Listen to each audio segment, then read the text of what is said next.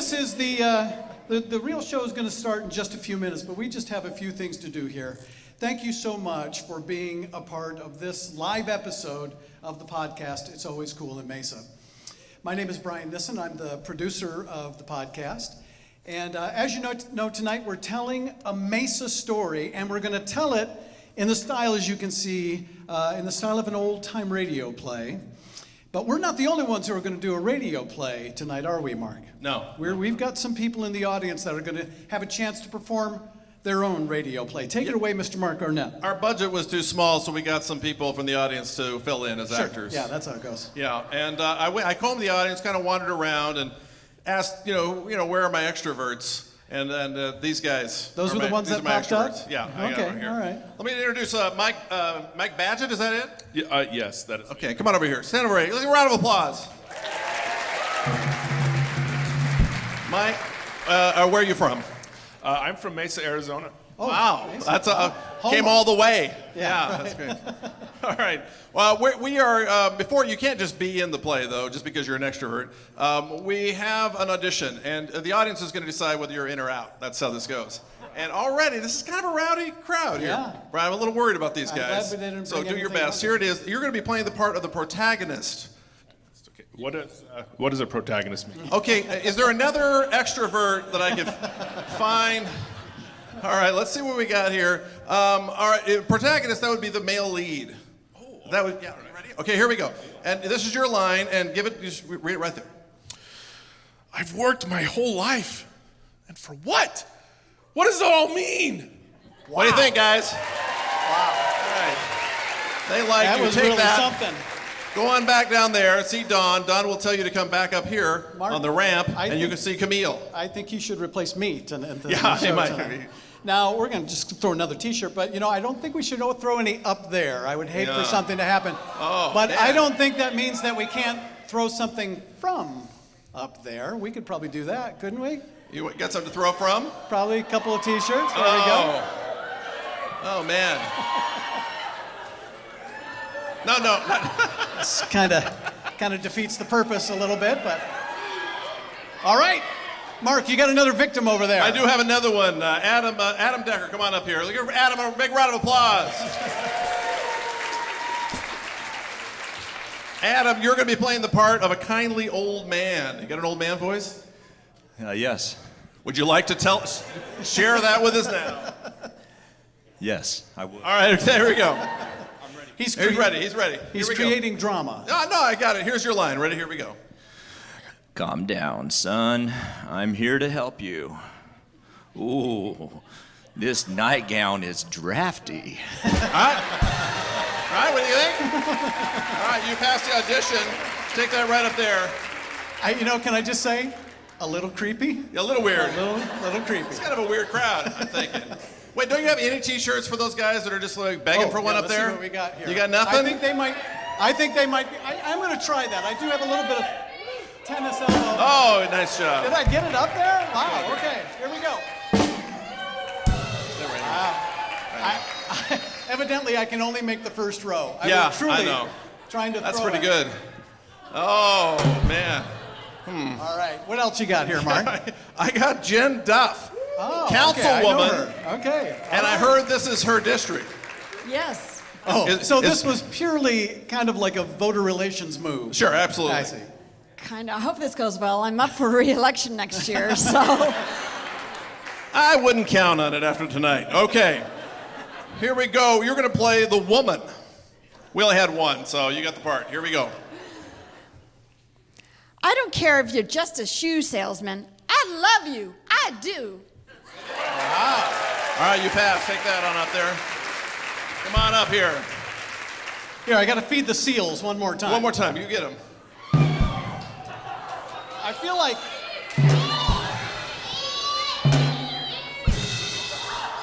I feel like I've been kind of heavy in one area Yeah, here. I know, right? It's your arm. Yeah, I got it. Spencer Dickerson, let's give him a round of applause. Mr. Actually, it's Mr. Spencer Dixon. I Dang, misread okay, that. yeah, that's right. Did you know that? No, I did actually. And How do you know him? I do. This is like nepotism, isn't it? It is a little bit. Sorry yeah. about that. Who but knew? you know, I don't know, Mr. Dickerson, you might get used to that extra syllable in there, huh? It kind All of. the time. You get that a lot? Happens all the time. Oh, yeah, okay, here we go. He's going to do our sound effects, and so we need to make sure he can do them. So here's the first one. I need you to make the sound of a car crash followed by a European siren.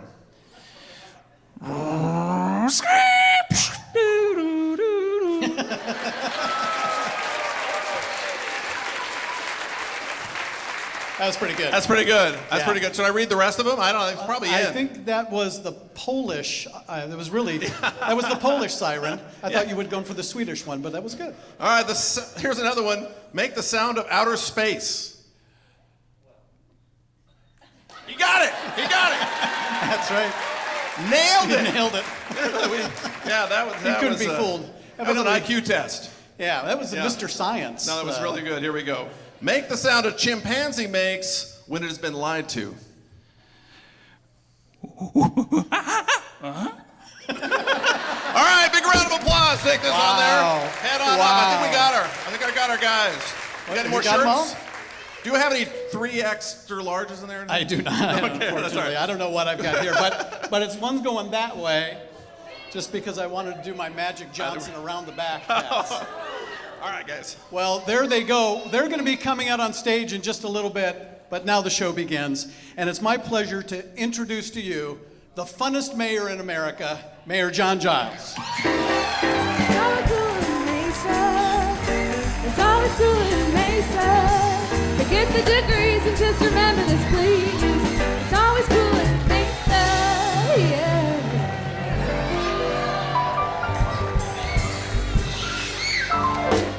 All right, thank you so much. Thank you. As Brian indicated, tonight is going to be a lot of fun because tonight we're going to tell this very unique and cool Mesa story called The Man Who Killed Santa Claus.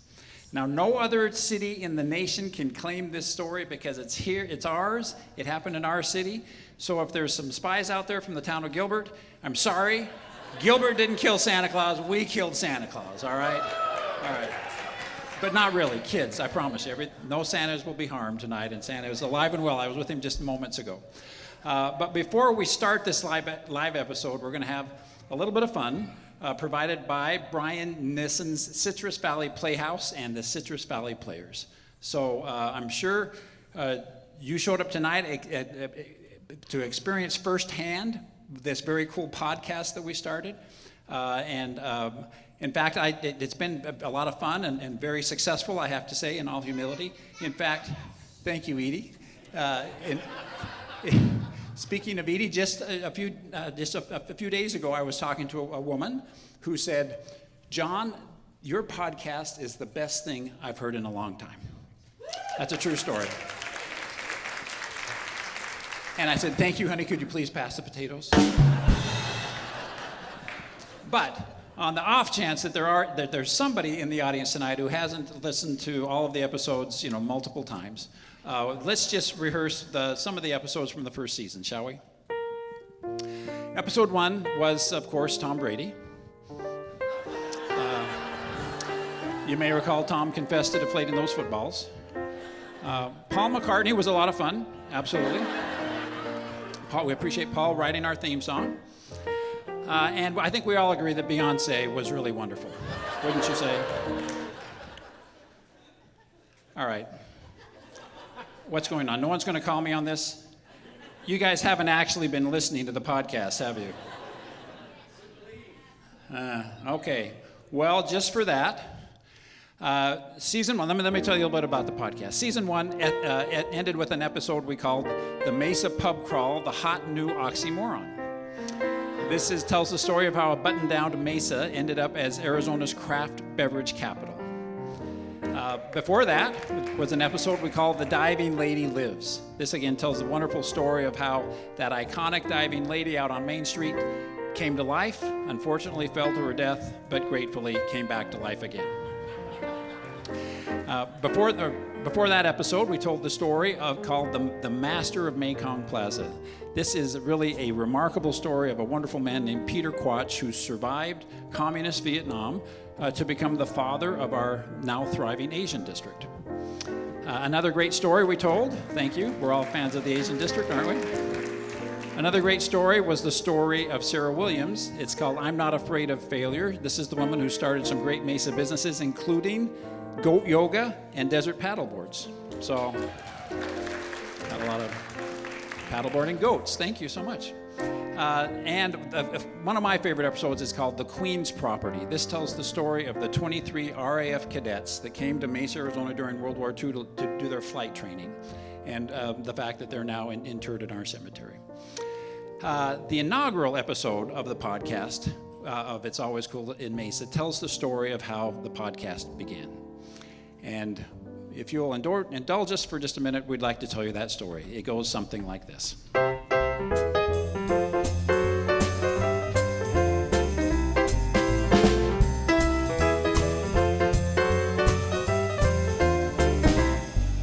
The year was 2019. Prince Harry and Meghan Markle had their first child. Archie! Archie! Archie! The women's soccer team won a World Cup. USA! USA! And humpback whales were removed from the endangered list.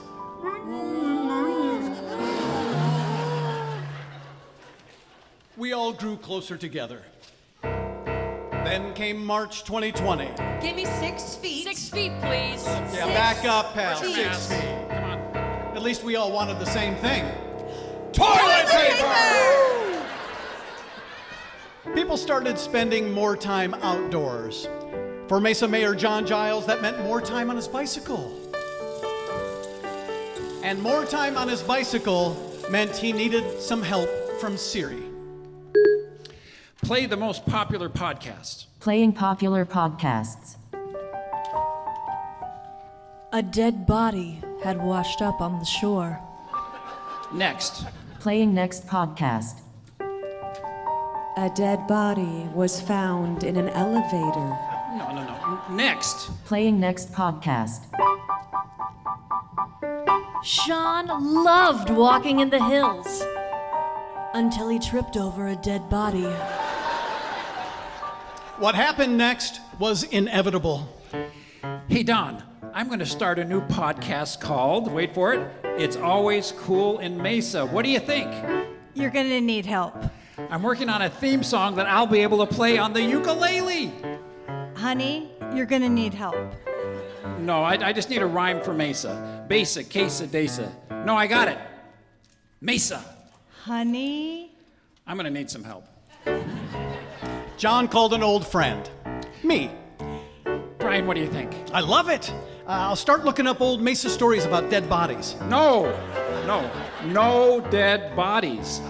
Just cool stories about Mesa, the diving lady sign, the Asian district, stuff like that. I got it. And Brian, can you help me with a theme song? Something about saguaros, canals, the heat. Okay, I'm working on it. I'm on it. Let's see. Saguaro, tomorrow. And so, ladies and gentlemen, here we are tonight doing our first ever live podcast, ironically, about a dead body. Santa's dead body. Which, again, is not something that Gilbert did. That's our story, okay? And now, I know what you're thinking. Did I ever actually take the time to learn the ukulele? Of course I did. Unfortunately, darn the luck, I forgot to bring my ukulele tonight. But, oh, Don, so glad you're part of the show, sweetheart. Thank you, Don. Unfortunately, I mean, if I had two hands, this is a two-handed instrument, and I'd love to show you the great work that I've invested in learning the Oh, thank you. City of Mesa employee? Don't count on it. Well, all right, I guess we're going to do this as I break the mic stand. All right, well, let's see if I can make this thing sing, okay? This is a great song, and it deserves telling. Ready?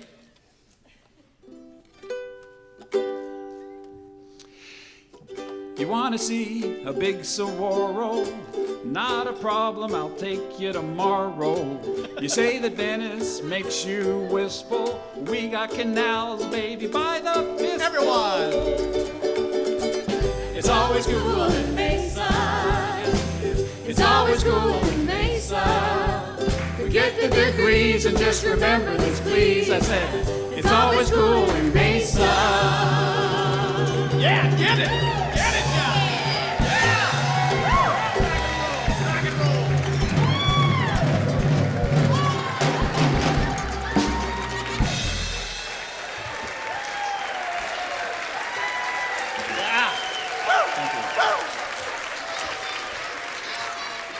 Enjoy the show.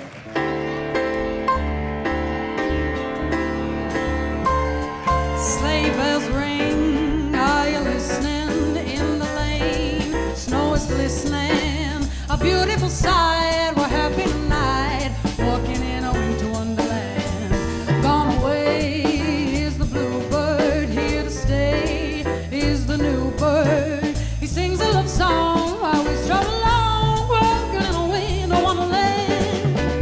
In the meadow we can build a snowman and pretend that he is Parson Brown. He'll say, are you married? We'll say, no, man, but you can do the job when you're in town. Later on, we'll conspire as we dream by the fire to face unafraid the plans that we made, walking in a winter wonderland. Oh, walking in a winter wonderland. Oh, walking in a winter wonderland.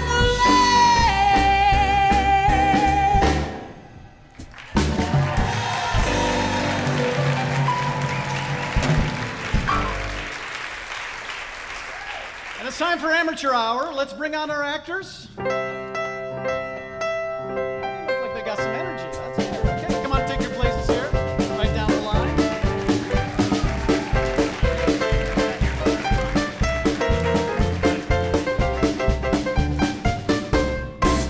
It's time for that holiday classic. It's a Wonderful Life, Mesa edition. It's the future. Mesa's Merry Main Street is one of the most innovative, visionary Christmas spectacles on earth. Nevertheless, Mesa Mayor John Giles, usually the perpetual optimist, has slipped into a funk. There you go. It was very, very sad.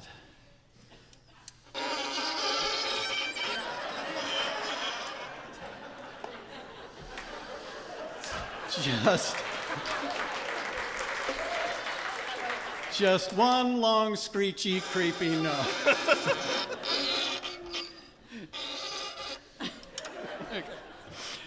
Dawn immediately. Yes, ma'am. I'm sorry. I'm stunned by what just happened here. Would you like me to speak up? Yes, I would. Yeah. No, don't. You need no invitation. Just go right ahead. What's wrong, sweetheart?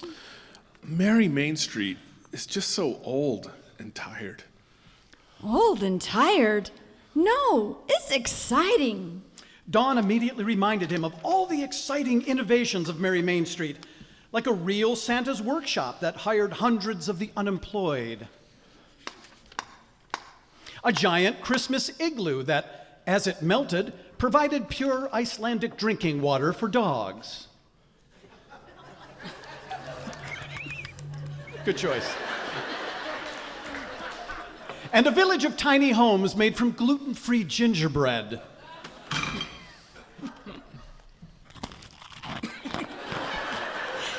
It's all so innovative. But what have I done lately?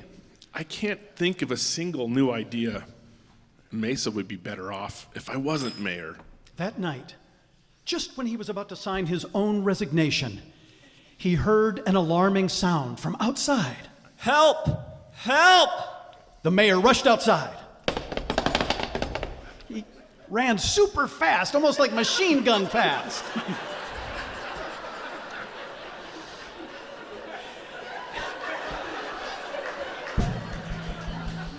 He saw an old man caught in the antlers of a reindeer who must have escaped from the downtown reindeer rescue farm. Mayor Giles struggled to free the man. Hey, back off, Blitzen. The reindeer bellowed angrily.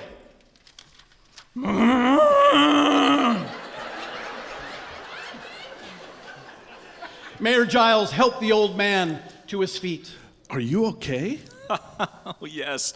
I was never really in danger, John. I knew you'd rescue me. You did? My name is Clarence. I'm an angel sent to help you, John. Why are you so sad? Oh, I wish I was never mayor. John, you must never say that. I'll say it if I want to. I wish I was never the mayor. Okay, then, John, you've got your wish. You were never mayor. Just then, a cold wind whipped down Merry Main Street. The temperature dipped way below 65 degrees. Dejected, the mayor wandered away, then suddenly noticed something was missing. What? Where's my Polar Express train, powered completely by unicorn poo? It was never built, John, because you were never mayor. But where's my center for the better treatment of fruitcake? There isn't one, John. You weren't here to build it. Just then, he saw, ironically, Vice Mayor Jen Duff walking by. Hey, Jen! She doesn't recognize you, John, Why not? because you became a shoe salesman. By now, Mayor Giles was in a panic when suddenly he was cornered by a man in a wheelchair. Now, at this point, I think I know that you can see what we're missing is a villain. And we thought it would be fun. He doesn't know about this. This is going to happen now. We thought it would be fun to have our perpetual optimist of a mayor play the villain. Do you think that'd be a good idea?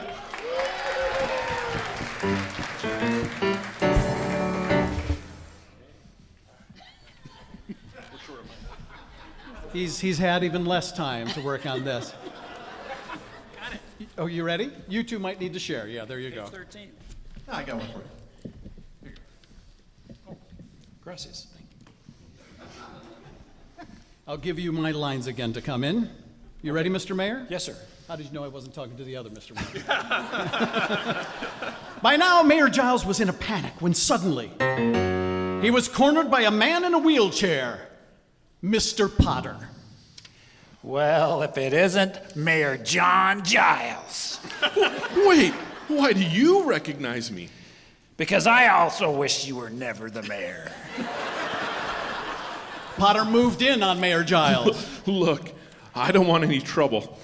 Of course you don't. Always Mr. Nice Guy, always smiling. You're soft, Giles. And not just your politics, you're gaining weight. Your hair's thinning on top. You cry at ribbon cuttings. It's embarrassing. Be a man. Do us all a favor and move to Sweden, you rhino. Jeez. Anything else? Your podcast is dumb. Potter then repeated his same old threat. Giles, I'm going to open my chain of coal-powered payday loan stores, and you're going to give me a tax break to do it. Just then, across the street, the mayor saw his wife, Dawn, walking by. Dawn! She's not your wife, John. Dawn never married you. You were too busy selling shoes. John ran after Dawn. Dawn saw him coming and broke into a sprint. Dawn, wait! Dawn kind of galloped. It was somewhere between a sprint and a gallop. John was getting closer.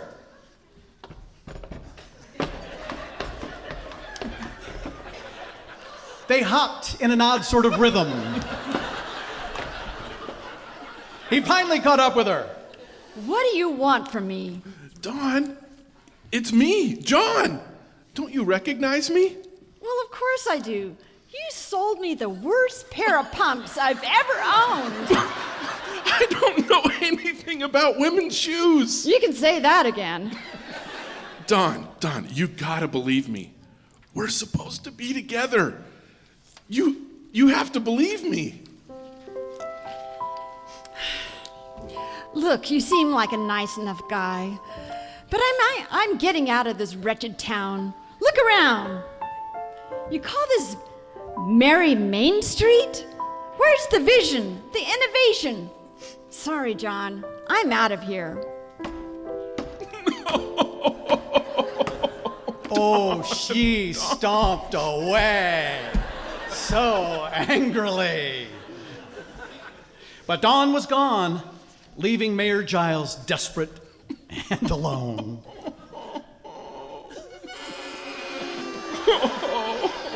Help me, Clarence. Clarence, help me. I want to be mayor again. I want to be mayor again. John then heard someone walking toward him. Well, there's my handsome man. Dawn! Dawn! Dawn and John embraced. Oh, Dawn! Oh, John. They kissed. They kissed for a really long time. John put his arm around Dawn and they stared at Mary Main Street together. John smiled with excitement. You've got a new idea, don't you? A reality TV show. Project Mary Main Street. Honey. Yeah, I know. I'm gonna need some help. Great job.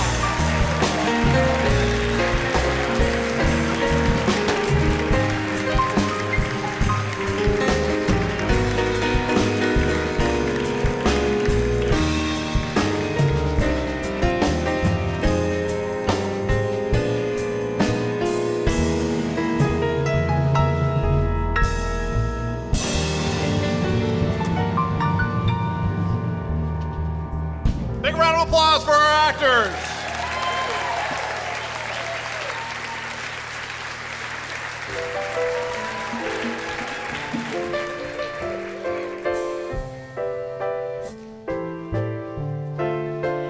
Palm trees wrapped in light, see the leisure world gleam.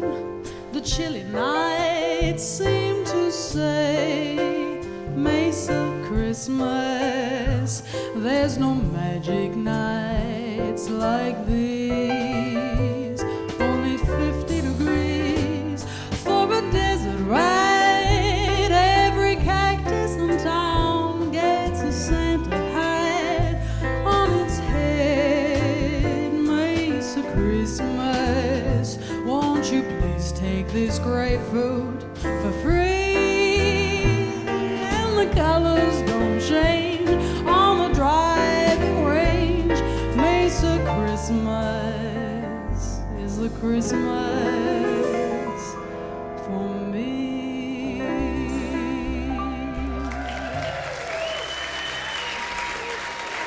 Die. It's a marshmallow world from the winter. Sorry, you're gonna have to give me my note again. Hold on. And here we go.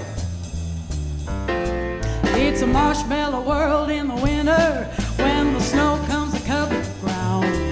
It's the time for play. It's a whipped cream day. I wait for it all year round. Those are marshmallow clouds being friendly in the arms of the evergreen trees. And the sun is red like a pumpkin head. It's shining so your nose won't freeze. Oh, the world is a snowball. Everyone knows that's how it goes whenever it snows. And the world is a snowball just for a song. Get out and roll it along. It's a yum, yummy world for the sweethearts. Take a walk with your favorite girl. It's a sugar date. What if spring is late? It's a winter, it's a marshmallow world. Winter, it's a marshmallow world.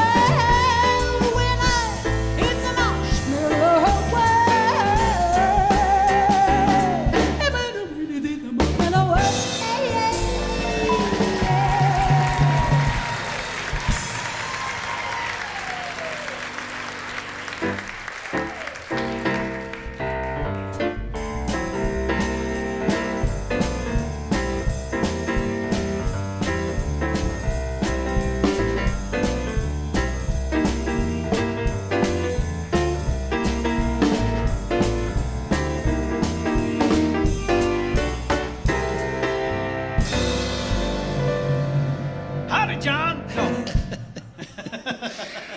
Brian, I appreciate you coordinating. We rehearsed this a few times, and I'm glad we decided to wear the same kind of red and outfits. dark. Yeah, Yes, checks. I'm sorry. We do. Very Yeah, that's festive true. of us, I think. Well, this is a time for us to talk. You know, as we talked about, this is we're recording a live episode of the podcast. It's Always Cool in Mesa. And we thought it'd be a fun thing to talk about Mary Main Street. And now some of you may not know that, you know, if you were somewhere else, how do I want to say this? Before John came in here, he was out there, and tell him what you were up to. Yes, well, kids, I was with Santa Claus just about an hour ago, and we lit the Christmas tree over on McDonald, big 4-story Christmas tree. And then we also kicked off what we call Mary Main Street. There's a beautiful new ice rink right across the street from the Mesa Art Center. And so it's just kind of kicking off this year's celebration. We want downtown Mesa to be a great place to celebrate the holidays. And Santa was alive and kicking, just to be clear. That's right. Right? That's right. Santa was doing well, and he was in Mesa, and he was having a great time. Now, I was shocked to find out when you and I were talking about this, that Mary Main Street has really only been going since 2014. Right. Right. Right. Did they ever have a Mary Main Street kind of thing in Mesa before? Yes, I mean, well, I have great memories of growing up in Mesa, and downtown Mesa was absolutely the place that we would come to celebrate the holidays. But Yeah. and then when I was on our city council back in the 1990s, I think someone had the idea of throwing some snow in the back of a dump truck and bringing it to Main Street and dumping it out. And I think it was not the best idea, I thought, because there was a lot of ice involved, and probably still people wearing eye patches to this day, dating back to Mary Main Street back then. We have a picture of what Mary Main Street might have looked like when you were. Oh, yes. So for the old time Mesa people, you absolutely recognize those ornaments that are on the light poles, right? Literally, that's what you do back in the 60s. Your parents would say, let's all get in the car. We're going to drive up and down Main Street, and we're going to look at the Christmas decorations. That was it. Yeah. And here's what Main Street looked like in the 20s. Now, I think it's interesting. They had cars there parked in the center. How long did that go on? Well, downtown Mesa and downtown Phoenix were the only places you could go back then to buy anything. I mean, from a shovel to a suitcase to a necktie. This was where everybody in the state would come to shop. So it was a hustling, bustling town, for sure. Yeah. And they parked in the center. When did they do away with that? Do you know? During my lifetime. Oh, I mean, really? Yeah, yes, absolutely. Wow. Well, So all the way back to the 30s. I set that up really well, didn't I? No, this was, people would double park in downtown Mesa, and like I say, every weekend, it was wall-to-wall people and wall-to-wall cars. There's Mesa in the 30s. Yes. And then I think we've got a 40s picture. A lot of those buildings are still there. Yeah. And a lot of those, same buildings. Right. And then you see the Christmas decorations. There are all these things that are happening downtown with all the craft beverage places and all the restaurants. They're built on those bones, aren't they? I mean, not much has changed. No, absolutely. Those buildings are still the very authentic bones that our downtown Mesa enjoys right now. We have a 50s picture, I think. There you go. There you go. There you go. Now, Yes. that actually is 1966. So you were how old in I was 1966? 6 years old in 1966. Yeah. And really, things have not changed dramatically since then, and we're very proud of that we have a very authentic downtown. It's not a recreation, a Disneyland recreation of what a downtown somebody thinks ought to look like. This is the real thing. How many of you remember this Mesa? Yeah.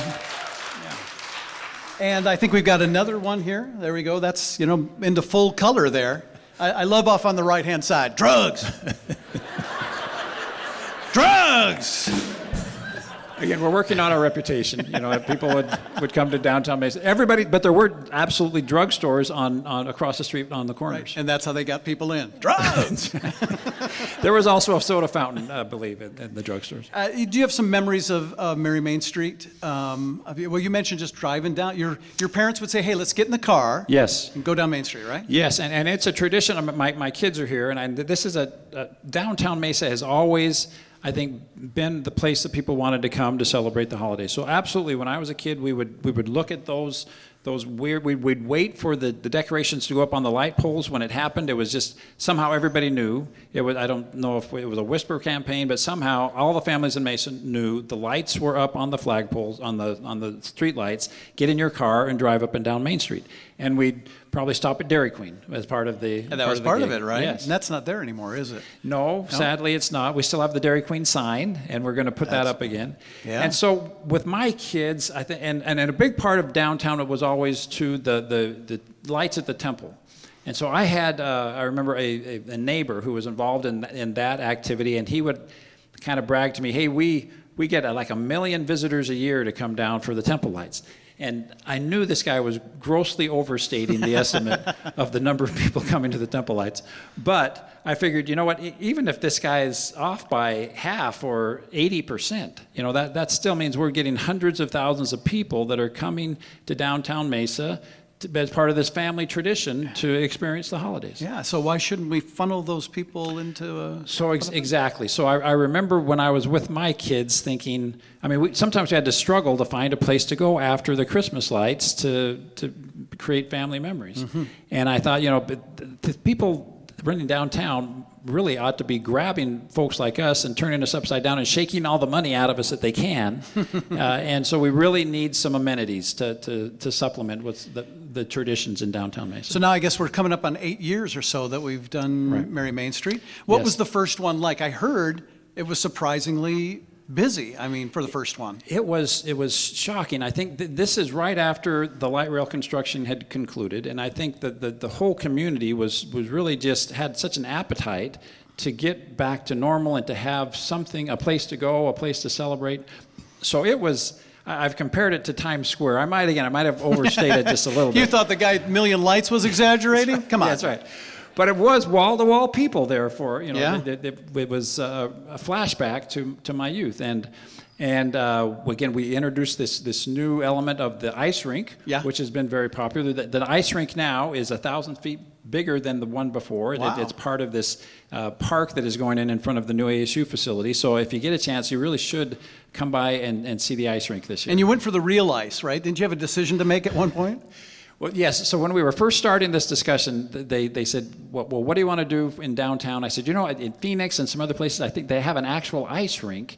And that seems like a kind of a crazy idea. You know, you're outside in Arizona, it's 75 degrees, the palm trees are swaying, and you're on ice. And they said, well, there's two ways to do this. There's real ice, which is a little bit pricey, or we could go with the plastic ice. Yeah. And I said, come on, you guys, we can't have plastic ice in downtown Mesa. So we went with the real ice. Oh, fantastic. Way to go for real ice. Yeah. Real ice fans we have here with us. What kind of dent did COVID put into Merry Main Street? Did you skip a year? Yes and no. I mean, a lot of the activities, the ice rink, for example, it was an outdoor activity. There were masks were required, but we were still able to do the ice rink. Most of the other activities became virtual. We had a virtual tree lighting ceremony, which was, I don't think anyone was there besides me, frankly. But still, we had this beautiful four-story. Okay, I'm going to throw the switch. That's right. You just hear the click echo through the town. Yeah, it was pretty sad. But the Christmas tree was there, and there were still a lot of families. They came not in big groups, but they came and they did their family Christmas card picture in front of the tree. Again, we just lit that tonight. It looks amazing. I hope everyone gets a chance to go down and experience that. And you had a very interesting way to handle the Santa interaction problem. Do we have that picture? That's right.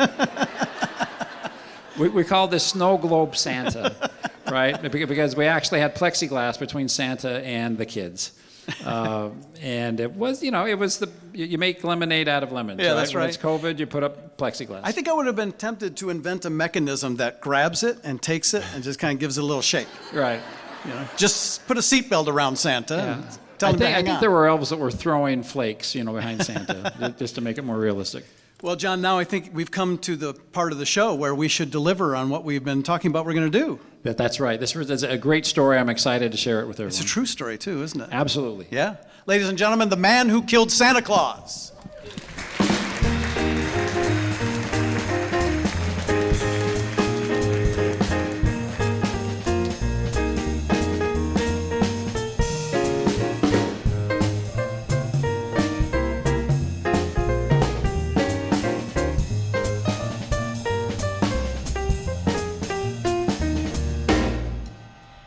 What you're about to hear is based on a true story and happened right here in Mesa.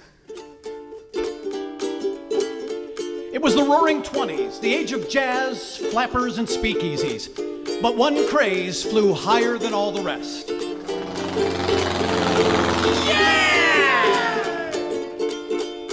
Let's take a magic ride. Fly me up to the starry night. I'm as bold as a hurricane. You've got a brand new aeroplane. Fly me away on and take me out. Woo, born snorting. Green plane rocking. Stop your talking. Let's do a little woo-woo ain't walking. 'Cause you got a brand new aeroplane. You got a brand new aeroplane. The craze reached its zenith in 1927 when Charles Lindbergh crossed the Atlantic and landed in Paris. Even the French could not hide their enthusiasm. Vive la ugly American. Suddenly, anything seemed possible. People were flying as high as Lindbergh himself. 18 months later, the stock market crashed.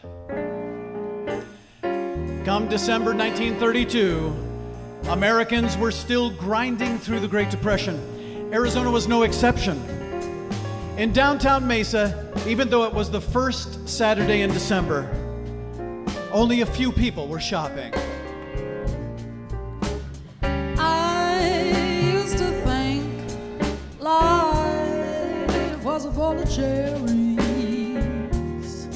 Turns out it's a coal mine full of a bunch of dead canaries. All them poor little birdies looking low and feeling sad.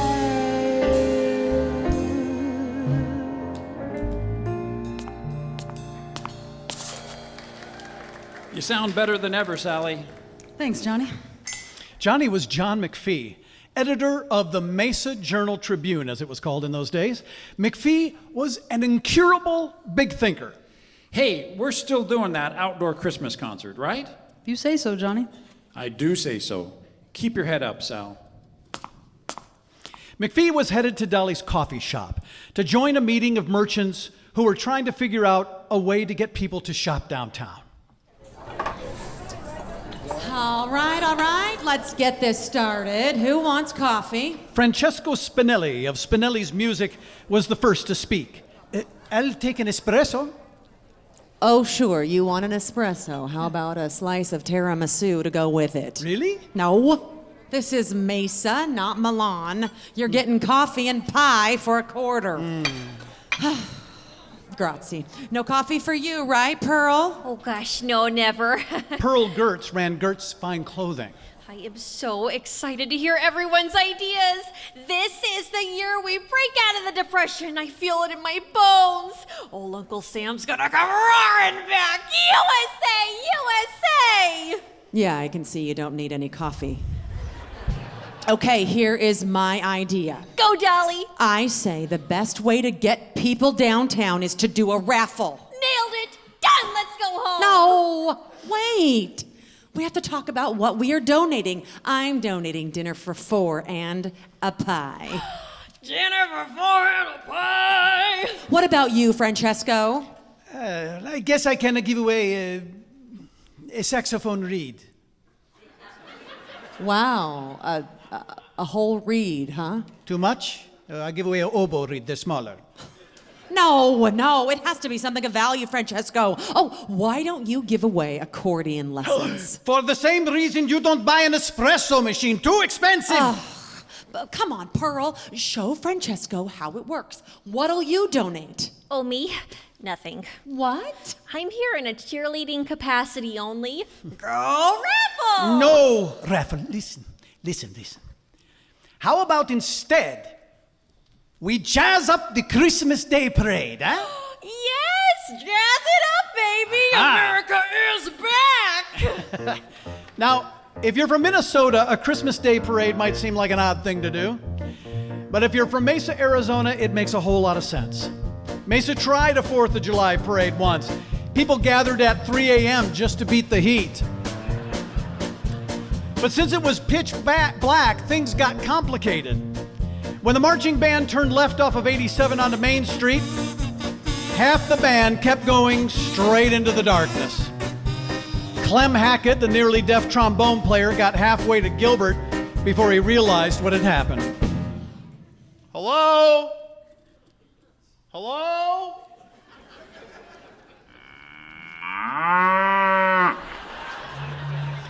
The next year, they began a Christmas Day parade, but in time, that too fizzled. No one shows up for the Christmas Day parade anymore. They will if we do like we do in my old country, huh? Get ready, Pearl. And all accordion, the marching band. That sounds horrible. A raffle it is then? No, too expensive. Why do Francesca, you I don't always bring up understand the why you don't raffle? like the I don't see how it idea. works. It's just too... Hey, ho, people, hey. They looked to the end of the counter and they saw the familiar face of John McPhee. No need to argue, my friends, because I've got it all figured out. Coffee and a pie, Dolly. Oh, I can't wait to hear this big idea. What? Because the last one of yours was a beauty. What makes it big fun? He bought 100 acres out in Queen Creek, like anyone's ever gonna want to live in Queen Creek. Oh, okay. Here's my idea in 2 words. Charles Lindbergh. Oh, of course, it's perfect. We all get in airplanes and cross the Atlantic. No. And then when we get there, we tell the French, hang on to your baguettes, we're having a raffle. No, Pearl, I'm just talking about flying in general. Oh, I see. Do ya? Yeah, we release thousands of carrier pigeons. No. And then they go house to house with little notes attached to their legs. Hey, neighbor, we're having a raffle. No, Pearl, there's no raffle. Look, I'm just talking about flying as entertainment. Barnstorming, wing walking, a parachutist wearing a big red suit. A big red suit. It looked like a Santa Claus. Ooh. Here's how it works. We'll get Chet Chesterton to be Santa. You guys know Chet. He even parachuted into France a few times. Oh, hold on. Chet's a beanpole. Well, we'll stuff him with something. Pearl can help with that, right? Me? Oh, no. I'm only here for the cheers. Wait, what? Forget about Chet being a pole for beans. His voice is way up here. You can't hand Santa saying, ho, ho, ho. Well, we'll come back to that. My cousin Josephina will fly the plane. She circles around Main Street a few times, gets everyone excited, then Chet, as Santa, walks out onto the wing and jumps. He'll make a nice soft landing out near Dobson. Sheriff Roy will pick him up in the squad car and they'll roll into downtown to pass out candy to all the kids. Now I ask you, who's gonna stay home with their kids when Santa's jumping from a plane and saying, hello kids, come get some candy? Don't you mean, hello kids, come get some candy? Hang on. It sounds complicated. Let's just keep things simple. Oh, raffle! No raffle. We're back to the raffle again. No, Why people, always do friends. You have to look at the big picture here. We're 3 years into a depression. Some folks are losing hope. That's the great thing about this idea. It's fun. It's something fun. Gets people's minds off their troubles. Now look, we can solve all of these little problems, I promise. But what do you say, huh? They all agreed. Santa Claus was falling to town. John McPhee got right to work.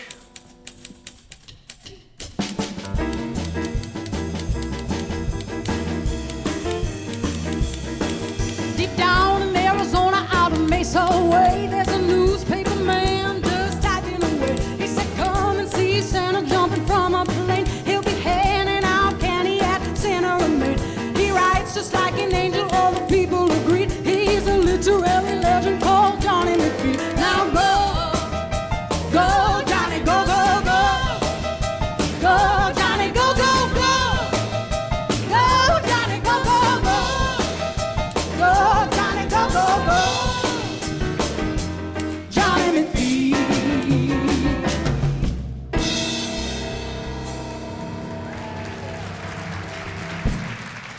The big day had arrived, and Main Street was jammed with people. McPhee went out to the airstrip to meet his cousin Joe. Morning, Josephina. Hey, Fancy Pants. You ready for this? What's that supposed to mean? Just because I'm a woman, maybe I can't fly this thing? No, I just... Yeah, where's your sissy jumper anyhow? Oh, no, wait, he's not here? Looks like Fancy Pants might have to slip into the Santa suit. McPhee's mind was racing. Chet did seem a little nervous. Where could he be? Where would a nervous parachutist go to calm his nerves?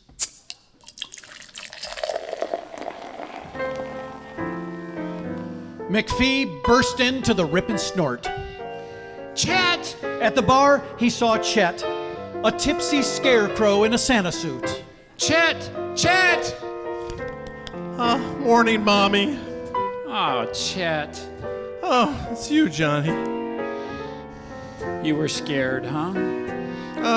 I came in here to get a drink of courage, and it worked. Okay, let's go. McPhee had no choice. He was going to have to put on the Santa suit and jump. But as he looked at the seemingly lifeless form of Chet Chesterton, he got a better idea. A few minutes later, he burst into Pearl's dress shop. What's wrong? Pearl, look, I don't have time to explain, but I need a mannequin. Oh, of course. You're going to put a Santa suit and a parachute on the mannequin and push it out of the airplane. Uh-oh, this must be crazy. Oh, no, it's genius. Go. 10 minutes later, Josephina was taxiing down the runway, seated next to a Santa mannequin.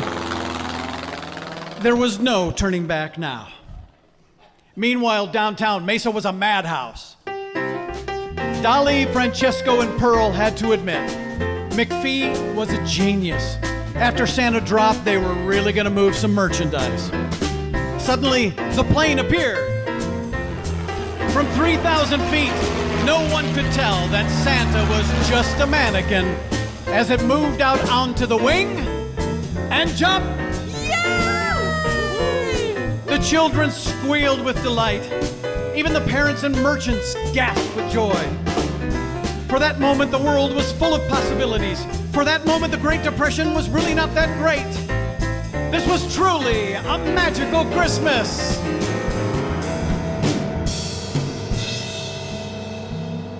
For that moment, perhaps McPhee at the corner of Dobson and Main was the first to notice.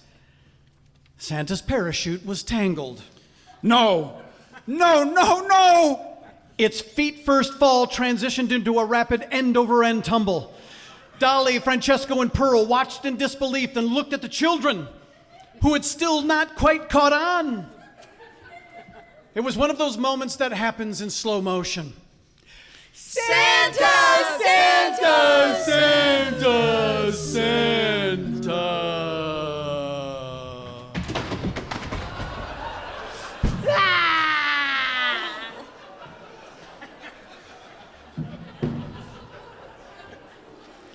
Parents hugged their children and guided them away from the horrible scene.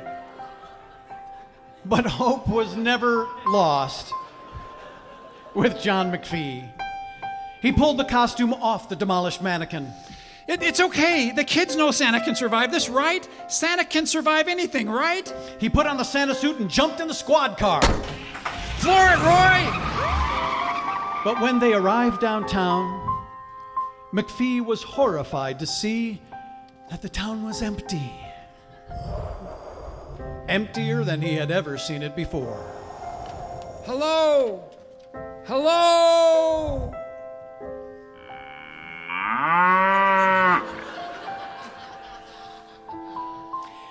And this is true. McPhee skipped town for a few days, hoping that when he returned, people would have forgotten all about the Christmas Day massacre, as some called it. But they never did. In fact, when John McPhee died in 1960, the list of his accomplishments was pretty impressive. Mayor of Telluride, Colorado, among them. But when his former paper, the Mesa Journal-Tribune, ran his obituary, he was identified by his common name and title in Mesa, the man who killed Santa Claus. But in my book, John McPhee had one of the greatest qualities a person can have. He loved Mesa. And this John would love to walk the streets of downtown Mesa with that John and show him everything that's happened in the last 90 years.